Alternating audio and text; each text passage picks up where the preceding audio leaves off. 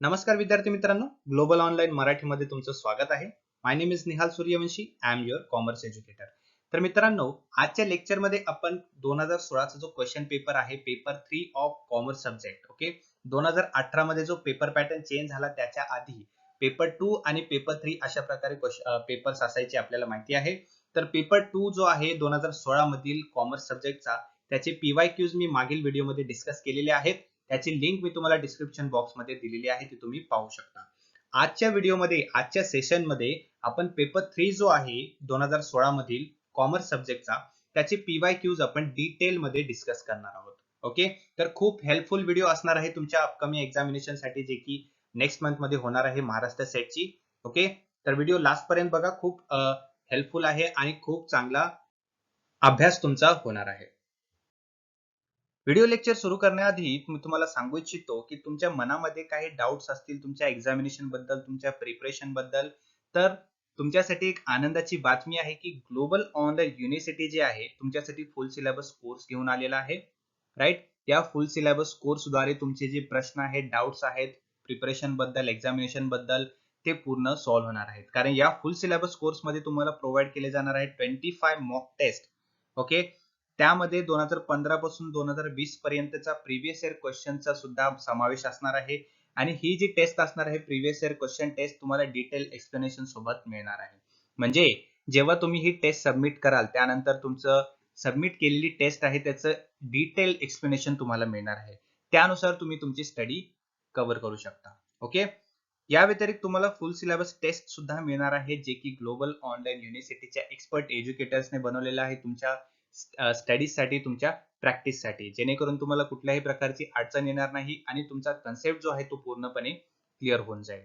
Okay, या taste व्यतिरिक्त तुम्हाला फुल युनिट नोट सुद्धा मिळणार आहेत, जे की तुमचे 10 युनिट्स आहेत ते मराठी आणि इंग्लिश या दोन्ही लँग्वेज मध्ये तुम्हाला त्याचे नोट्स मिळणार आहेत, जेणेकरून तुमचा कन्सेप्ट जो आहे तो पूर्णपणे कव्हर होऊन जाईल. ओके, या फुल युनिट नोट सोबत तुम्हाला 200 प्लस व्हिडिओ लेक्चर सुद्धा प्रोव्हाइड केले जाणार आहेत, तेही मराठी आणि इंग्लिश या दोन्ही लँग्वेज मध्ये. म्हणजे तुम्हाला तुमच्या कन्व्हिनियंट टाइम नुसार, तुमच्या वेळेनुसार कधीही ते व्हिडिओ लेक्चर्स पाहता येतील आणि तुमची स्टडी सुद्धा त्यासोबत कव्हर होणार आहे.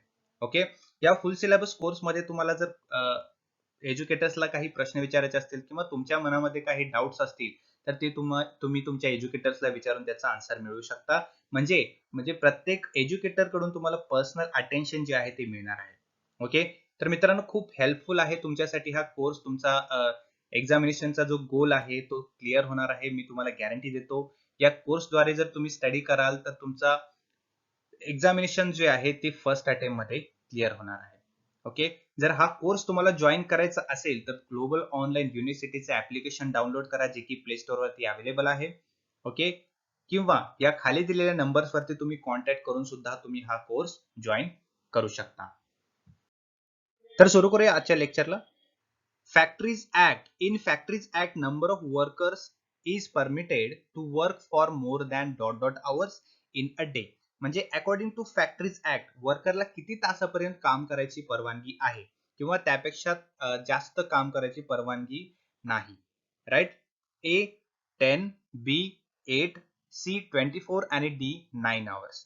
तर राईट आन्सर आहे 9 आवर्स, म्हणजे 9 तासापेक्षा जास्त काम करायची परवानगी वर्करला नाही. कशानुसार? According to factories act. या ठिकाणी आपण पाहू शकता की as per section 51 subsection 2 and 54 subsection 3 of factories act, okay, an adult worker shall not be employed for more than 48 hours, okay, in a week and not more than 9 hours in a day. म्हणजे according to factories act 1948, त्यामधील जो section 51 subsection 2 आणि 54 subsection 3 जो आहे, त्यानुसार एक adult वर्करला पूर्ण आठवड्यामध्ये 48 आवर्स पेक्षा जास्त काम करायची परवानगी नाही आणि एक दिवसामध्ये 9 तासापेक्षा जास्त काम करायची परवानगी सुद्धा नाही. Okay, and obligatory rest of at least 30 minutes between each period of work and such a period of work will not surpass 5 hours. म्हणजे ब्रेक असायला हवा प्रत्येक कामाच्या पिरियड मध्ये, 30 मिनिटचा ऍटलीस्ट ब्रेक असायला हवा, परंतु तो 5 तासापेक्षा जास्त असू नये. ओके, तर हे आहे फॅक्टरीज ऍक्ट 1948 नुसार काम करायची वेळ किती दिली गेलेली आहे. ओके ओके तर वळूया पुढील प्रश्नाकडे. Which among the following allowances is paid to employees in order to enable them to meet the increased price of essential commodities? म्हणजे असा कुठल्या प्रकारचा भत्ता दिला जातो एम्प्लॉईजला जेणेकरून जीवन आवश्यक वस्तूंची किंमत वाढल्यावर सुद्धा त्यांना ते वस्तू सहजपणे विकत घेता येतील. राईट, म्हणजे त्यांना त्यांच्या त्या अलाउन्स मधून ते वस्तू जीवनावश्यक वस्तू जे आहेत ते खरेदी करता येतील. Okay, A bonus, B rent allowances म्हणजे भाडे भत्ता, सी इन्क्रीमेंट इन सॅलरी म्हणजे पगारात वाढ, की डी महागाई भत्ता. राईट, तर आता असा कुठला भत्ता आहे जेणेकरून कर्मचारी जे आहेत ते जीवनावश्यक वस्तू वाढलेल्या किमतीमध्ये सुद्धा विकत घेऊ शकतील. तर dearness allowance is a right answer. म्हणजे महागाई भत्ता, समजा जीवनावश्यक वस्तूंची किंमत वाढलेली असेल तर या डिअरनेस अलाउन्सेस मधून सुद्धा ते कर्मचारी त्याचा फायदा घेऊ शकतात. ते महाग झालेल्या जीवनावश्यक वस्तू सुद्धा ते खरेदी करू शकतात. Okay, so right answer is D dearness allowances. Dearness allowances काय असतात? What is dearness allowance? Dearness allowance is the cost of living adjustment allowances which the government pays to the employees of the public sector as well as pensioners of the same. DA म्हणजे dearness allowance components of the salary applied to both employees in India and Bangladesh. Right, तर हे जे allowances असतात हे government कडून दिले जातात. कोणाला? तर ते प्रायव्हेट सेक्टर असो किंवा पब्लिक सेक्टर असो किंवा पेन्शनर्स असो, यांना हे डिअरनेस अलाउन्सेस दिले जातात जेणेकरून जीवनावश्यक वस्तूंना खरेदी करण्यासाठी महागाईच्या काळामध्ये सुद्धा त्यांना खरेदी करण्यासाठी कर्मचाऱ्यांना कुठल्याही प्रकारची अडचण येऊ नये. Okay, dearness allowance. वळूया पुढील प्रश्नाकडे. Remuneration to blue collar workers is called. Blue collar workers जे असतात किंवा ब्ल्यू कॉलर कामगार, राईट, त्यांना मोबदला म्हणून काय दिलं जातं? वेजेस दिले जातात, वेतन दिलं जातं, सॅलरी दिली जाते, पगार दिली जाते, म्हणजे कंपन्सेशन दिलं जातं, भरपाई, की पेमेंट दिले जातात.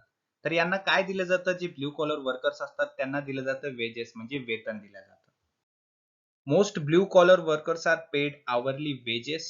Okay, hourly wages, although some individuals with these jobs receive an annual salary or get paid by the job. म्हणजे काही काही ब्ल्यू कॉलर वर्कर्स असे असतात ज्यांना की अॅन्युअली सॅलरी दिली जाते, परंतु मोस्ट ऑफ द टाइम त्यांना वेजेसच दिलं जातं कंपन्सेशन मध्ये. Okay, blue collar jobs are highly specialised and require someone to be skilled in performing a certain task. Okay, हे जे ब्ल्यू कॉलर वर्कर्स असतात हे स्पेशलाइज्ड असतात आणि स्किल्ड असतात त्यांच्या कामामध्ये.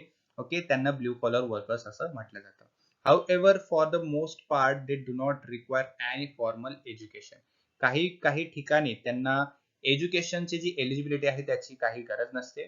ओके, परंतु त्यांचे एक्सपर्ट कामामुळे, त्यांच्या स्किल्ड वर्किंगमुळे त्यांना ब्ल्यू कॉलर वर्कर्स असं संबोधलं जातं. ओके, फॉर एक्झाम्पल मायनिंग करणारे आहेत, कन्स्ट्रक्शन करणारे आहेत, या लोकांना ब्ल्यू कॉलर वर्कर्स असं म्हटलं जातं. पुढील प्रश्न. The minimum wage rate could be subject to revision of intervals not exceeding. जे मिनिमम वेजेस असतात त्याचा जो रेट असतो, राईट, त्याचे इंटरवल, त्याचा जो कालावधी असतो वेजेस देण्याचा तो किती इयर्स पेक्षा जास्त नसावा. म्हणजे थोडक्यात किती असावा त्याचा रेट, सॉरी त्याचा कालावधी. ओके, ए 2 इयर्स, बी 4 इयर्स, सी 5 इयर्स, की डी 10 इयर्स. तर याचा राईट आन्सर आहे 5 इयर्स. 5 वर्षापर्यंत मिनिमम वेजेसचा इंटरवल रिव्हिजन असलं पाहिजे. त्यापेक्षा जास्त तो एक्सीड किंवा त्यापेक्षा जास्त अधीन नाही गेला पाहिजे. ओके, पुढील प्रश्न.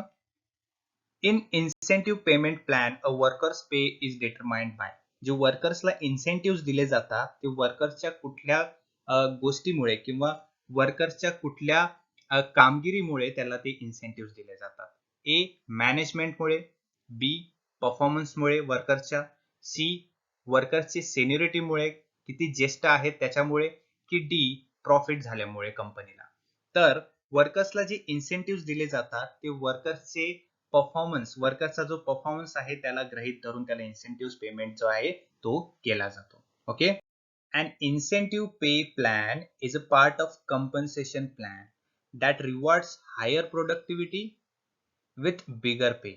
म्हणजे वर्कर्स जेवढ्या चांगल्या प्रकारे काम करेल, जेवढी चांगली त्याची प्रोडक्टिव्हिटी असेल कामाबद्दल, तेवढा चांगला पे त्याला दिला जातो, तेवढे चांगले त्याला इन्सेंटिव्ह दिले जातात. ओके, हे जे इन्सेंटिव्ह प्लॅन जो आहे तो त्याला कंपन्सेशन प्लॅन सुद्धा म्हटलं जातं. Based on company policy, incentive may either be based on individual performance or the performance of the firm as whole. तर कंपनीच्या आपल्या आपल्या वेगवेगळ्या पॉलिसीज असतात. काही कंपन्यास ते वर्कर्सच्या परफॉर्मन्समुळे इन्सेंटिव्ह दिले जातात आणि काही कंपन्यांमध्ये कंपनीला जर प्रॉफिट होत असेल तरी सुद्धा वर्कर्सला इन्सेंटिव्ह मिळत असतात. ओके. पुढील प्रश्न. In a model grievance procedure the supervisor has to respond against the grievance within. तक्रार नोंदणी प्रक्रिया जी असते त्यामध्ये जेव्हा कंझ्युमर किंवा कोणीही तक्रार नोंदणी करत असेल तर त्या तक्रार नोंदणीवरती प्रक्रिया देण्याचा कालावधी जो असतो तो पर्यवेक्षकाकडे किती असतो? 2 दिवसाचा असतो, 3 दिवसाचा असतो, 5 दिवसाचा असतो की 7 दिवसाचा असतो? तर त्याचा कालावधी जो असतो तो 2 दिवसाचा असतो. म्हणजे कंप्लेंट जर आली, तक्रार जर आली सुपरवायझरकडे तर सुपरवायझरला ते 2 दिवसाच्या आत त्याचा प्रतिसाद जो आहे त्याला द्यावा लागतो. पुढील प्रश्न. 360 degree feedback involves supervised by. Right. 360 degree जी आहे त्याचा फीडबॅक, त्याचा जो फीडबॅक असतो त्याला सुपरवाइज कोण करत असतं? सुपरवाइज किंवा त्याचं मूल्यांकन कोण करत असतं? A subordinate, B line manager, C superiors की D anyone who is directly in contact with appraiser. Okay. 360 degree हे एक अप्रायझलची टेक्निक आहे. ही नवीन पद्धत आहे अप्रायझलची. तर त्याचं मूल्यांकन किंवा त्याचं सुपरविजन कोण करत असतं? तर त्याचं राईट आन्सर आहे D anyone who is directly in the contact with appraiser. Okay.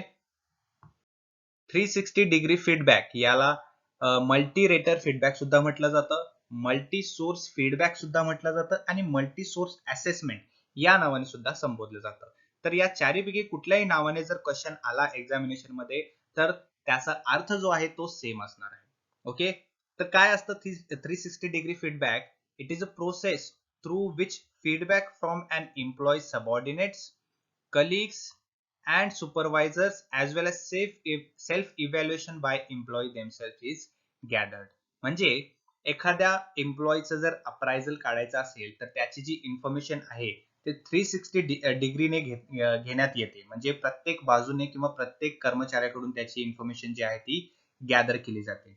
For example subordinates कडून त्याची इन्फॉर्मेशन घेतली जाते, कलिग्स कडून घेतली जाते, सुपरवायझर्स कडून घेतली जाते आणि कधी कधी त्याला सेल्फ इव्हॅल्युएशन सुद्धा करायला लागतं. हे असते 360 डिग्री फीडबॅक. ओके. पुढील प्रश्न. Which among the following methods is latest method of performance appraisal. Right. जसं की मागील प्रश्नामध्ये मी तुम्हाला सांगितलं की कुठल्या प्रकारची अप्रायझल टेक्निक जी आहे ती लेटेस्ट टेक्निक आहे, नवीन टेक्निक आहे. राईट. तर याचा राईट आन्सर आहे 360 डिग्री अँड असेसमेंट सेंटर. ही जी आहे ही it is a latest method of performance appraisal. Right. 360 degree म्हणजे मी तुम्हाला सांगितलेलं काय असतं की प्रत्येक सबऑर्डिनेट्स असेल, एम्प्लॉई असेल, सुपरियर असेल किंवा सेल्फ इव्हॅल्युएशन असेल या सर्व गोष्टींमधून इन्फॉर्मेशन जी आहे ती गॅदर केली जाते आणि परफॉर्मन्स अप्रायझल जे आहे ते काढलं जातं. 360 feedback allows you to use multiple raters such as superiors, peers, direct reports, subordinates and external raters. म्हणजे प्रत्येकाकडून रेट घेतलं जातं एखाद्या एम्प्लॉईचं किंवा वर्करचं आणि त्यानंतर त्या रेट नुसार, त्या फीडबॅक नुसार त्याचं परफॉर्मन्स अप्रायझल जे आहे ते काढलं जातं. Okay. The feedback is often used as benchmark within the employees development plan. त्यानुसार त्या एम्प्लॉईचं डेव्हलपमेंट जे आहे ते केलं जातं. पुढील प्रश्न. The payment of gratuity act was passed in.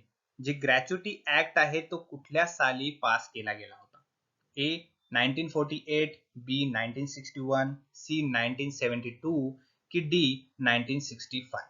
तर राईट आन्सर आहे 1972. म्हणजे पेमेंट ऑफ ग्रॅच्युटी ऍक्ट जो आहे ते 1972 मध्ये पास केला गेला होता. Payment of Gratuity Act 1972, okay, is an Indian law that makes certain industries pay a one-time gratuity to retired employees.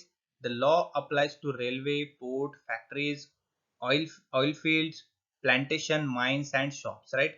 या सर्व जे फॅक्टर्स आहेत किंवा काम करण्याचे ठिकाण आहेत यामध्ये वर्करला वन टाइम ग्रॅच्युटी जी आहे रिटायरमेंट नंतर दिली जाते. कोणाला? एम्प्लॉईजला.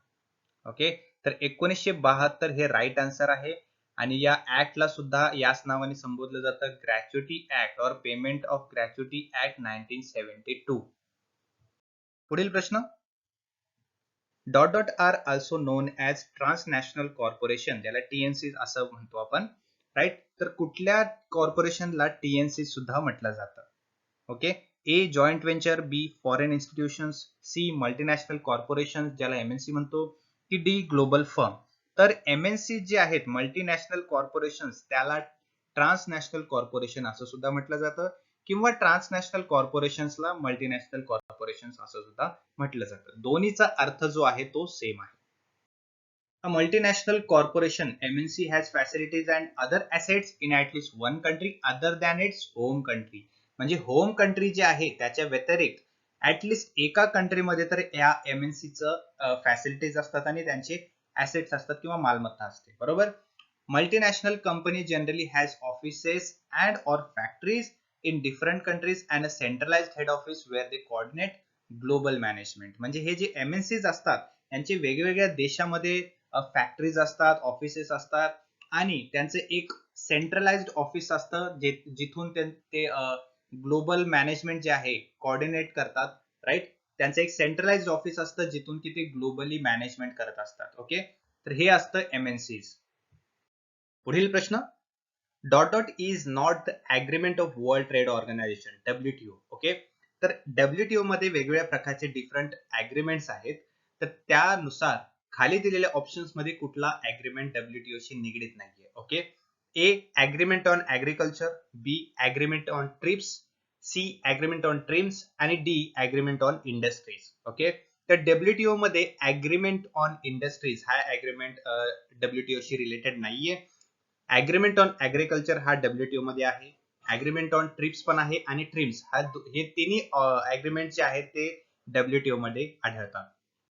पुढील प्रश्न, अमेरिकन डिपॉझिटरी रिसीट ADR आपण ज्याला म्हणतो आर डॉमिनेटेड इन, म्हणजे ADRचं वर्चस्व कुठल्या देशामध्ये किंवा कुठल्या देशाच्या करन्सी मध्ये केलं जातं? ए US$, बी फ्रान्स, सी लिरा की डी युरो. तर ADR जे आहे ते US$ मध्ये डॉमिनेट करत असतं. हे अमेरिकन डिपॉझिटरी रिसीट काय असतं? अमेरिकन डिपॉझिटरी रिसीट ADR हे एक सर्टिफिकेट असतं जे की इश्यू केलं जातं US बँकद्वारे. ओके, ते सर्टिफिकेट काय रिप्रेझेंट करतं की फॉरेन स्टॉक मध्ये जे शेअर्स असतात ते रिप्रेझेंट करत असतं. म्हणजे ADRच्या मदतीने फॉरेन मार्केटमध्ये किंवा फॉरेन स्टॉक मार्केटमध्ये हे ट्रान्झॅक्शन सुद्धा केले जातात. ADR trade on American stock exchange, बरोबर. अमेरिकन स्टॉक एक्सचेंज मध्ये ADR द्वारे ट्रान्झॅक्शन केले जातात शेअर्सचे. Okay, ADR and the dividends are priced in US$. ADR चा जो डिव्हिडंड असतो किंवा ADR द्वारे जे ट्रान्झॅक्शन केले जातात स्टॉक मार्केटमध्ये त्याचा डिव्हिडंड जो असतो तो US$ मध्ये कन्सिडर केला जातो. ADRs represent an easy liquid way for US investors to own foreign stock. म्हणजे US मध्ये जे इन्व्हेस्टर्स आहेत ते ADR च्या मदतीने स्टॉक एक्सचेंज मध्ये किंवा स्टॉक मार्केटमध्ये इन्व्हेस्टमेंट करत असतात. Okay, so this is all about the ADR American depository receipt. पुढील प्रश्न, dot dot is for those instruments which are synthetic financial products derived from the real assets or stock or commodity. Okay, A spot market, B derivative market, C future market or D forward market. तर याचा right answer आहे B derivative market. Derivative markets refers to the financial market. Okay, financial market for what? Financial instruments such as future contracts or options that are based on the value of their underlying assets. Derivative market काय असतं? एक financial market असतं financial instrument साठी, जे की future contract असतात किंवा त्याला ऑप्शन्स असं सुद्धा म्हटलं जातं. आणि हे जे इन्स्ट्रुमेंट्स किंवा फ्युचर कॉन्ट्रॅक्ट ऑप्शन जे असतात हे कंपनीच्या किंवा ऑर्गनायझेशनच्या ऍसेटच्या व्हॅल्यू वरती अवलंबून असतात. ओके, सो हे डेरिव्हेटिव्ह मार्केट असतं. पुढील प्रश्न, dot dot is not the condition and future contract, म्हणजे खाली दिलेल्या ऑप्शन्स पैकी कुठली एक कंडिशन किंवा फ्युचर कॉन्ट्रॅक्ट असं कन्सिडर केली जात नाही. A delivery is necessary, B price is known in advance, C the risk is borne both by buyer and seller, D payment is made on the spot. Okay, तर right answer आहे payment is made on the spot. म्हणजे जी जागेवर payment केलेली असते directly, ती काय आहे, ती एक कंडिशन अशी नाहीये जे की फ्युचर कॉन्ट्रॅक्ट आहे किंवा भविष्यातील करार नाही. ओके, तर payment is made on the spot, it is not the future contract, it is the present contract. Okay, that's why the D option is correct option. तर फ्युचर कॉन्ट्रॅक्ट हे legal agreement असतं. त्यामध्ये काय mention केलेलं असतं, to buy and sell a particular commodity asset or security at predetermined price at a specified time in the future. Okay, तर future मध्ये एखादी गोष्ट सेल किंवा बाय करण्यासाठी ऍट प्रीडिटरमाइंड प्राइस, ती गोष्ट कुठली कमोडिटी ऍसेट असेल किंवा सिक्युरिटी असेल, ह्याचे अग्रीमेंट जे असतं, लीगल अग्रीमेंट जे असतं, त्याला फ्युचर कॉन्ट्रॅक्ट असं म्हटलं जातं. आणि फ्युचर कॉन्ट्रॅक्ट काय करत असतं, कमोडिटीची किंवा सिक्युरिटीची जी क्वालिटी आणि क्वांटिटी आहे त्याला स्टँडर्डाइज करत असतं. कशासाठी, फ्युचर एक्सचेंज मध्ये ट्रेडिंग जी आहे ती फॅसिलिटेट करण्यासाठी. ओके, तर हे असतं फ्युचर कॉन्ट्रॅक्ट. पुढील प्रश्न, is a joint collaboration in the field of manufacturing, processing, marketing bye 2 or more countries. म्हणजे अशी प्रोसेस ज्यामध्ये की कोलॅबोरेशन केलं जातं कंपनीचं किंवा कॉर्पोरेशनचं. कशासाठी, कोणत्या फील्डमध्ये, मॅन्युफॅक्चरिंग, प्रोसेसिंग अँड मार्केटिंग फील्डमध्ये. तर ही कुठली प्रोसेस आहे किंवा या कोलॅबोरेशनला काय म्हटलं जातं.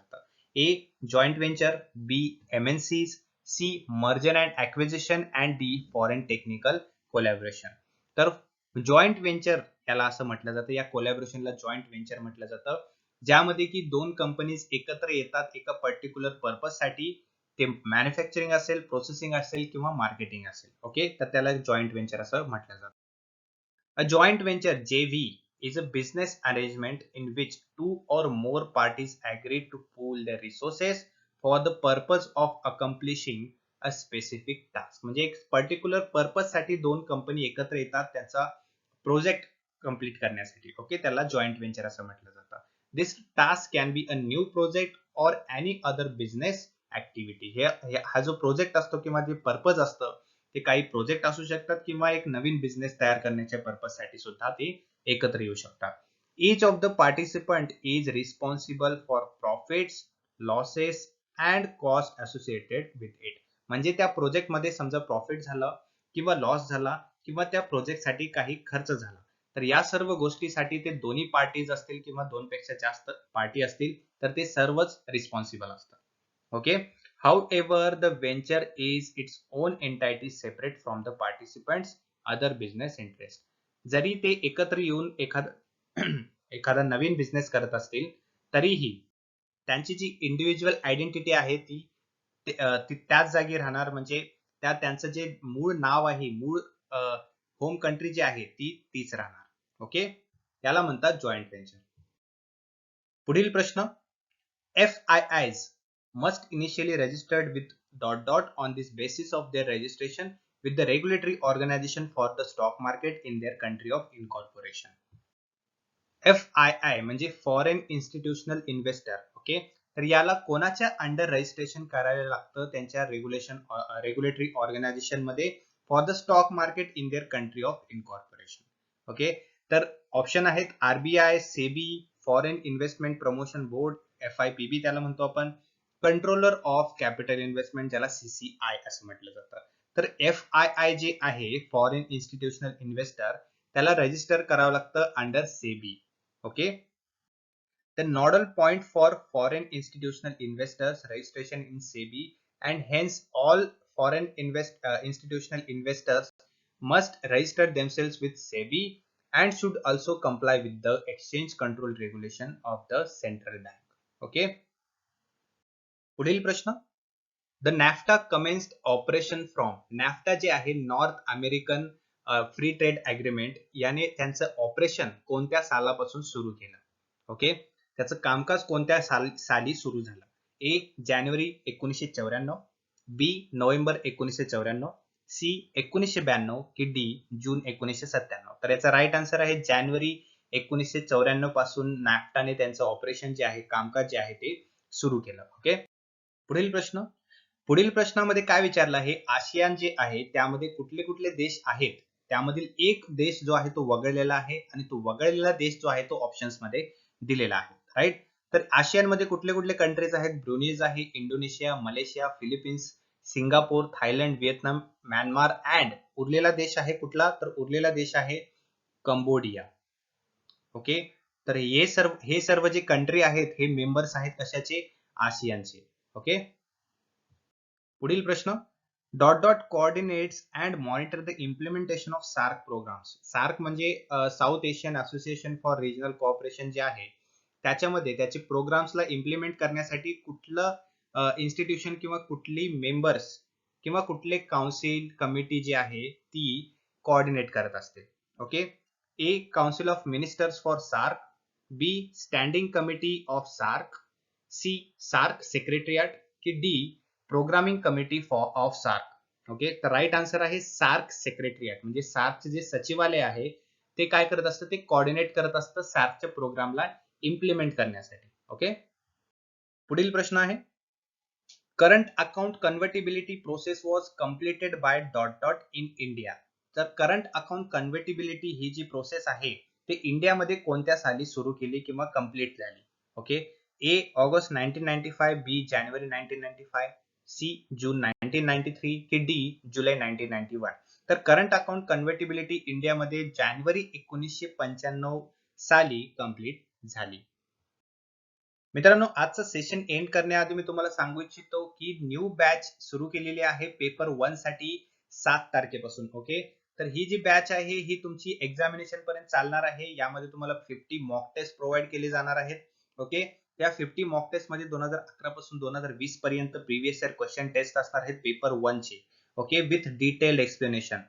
ओके, या टेस्ट व्यतिरिक्त तुम्हाला फुल युनिट नोट सुद्धा मिळणार आहेत मराठी आणि इंग्लिश या लँग्वेज मध्ये, आणि त्यासोबत व्हिडिओ लेक्चर सुद्धा मिळणार आहेत तेही मराठी आणि इंग्लिश या दोन्ही लँग्वेज मध्ये. ओके मित्रांनो, खूप हेल्पफुल आणि खूप रिलेव्हंट आहे तुमच्यासाठी हा न्यू बॅच जे की 7 तारखेपासून सुरू केलेला आहे. तुम्ही जर जॉईन केलेला नसेल तर लवकरात लवकर जॉईन करा आणि त्याचा पुरेपूर फायदा घ्या.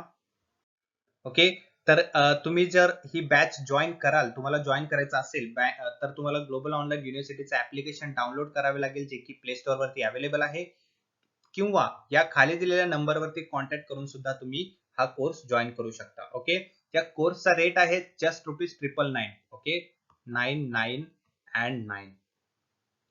ओके, जेव्हा तुम्ही हे कोर्स जॉईन कराल तुम्हाला व्हॉट्सअप ग्रुपमध्ये ऍड केलं जाईल आणि रोज संध्याकाळी 6 वाजता तुम्हाला ही टेस्ट जे आहे त्याची लिंक तुम्हाला प्रोव्हाइड केली जाईल. ओके, ही जी लिंक तुम्हाला जी प्रोव्हाइड केली जाणार आहे व्हॉट्सअप ग्रुपवरती ते तुम्ही कधीही तुमच्या वेळेनुसार जॉईन करू शकता, टेस्ट देऊ शकता आणि कितीही वेळा ती टेस्ट तुम्ही देऊ शकता. ओके, जो टाइम टेबल आहे कधी आणि कोणती कोणती टेस्ट असणार आहे ते मी तुम्हाला सांगतो पुढे.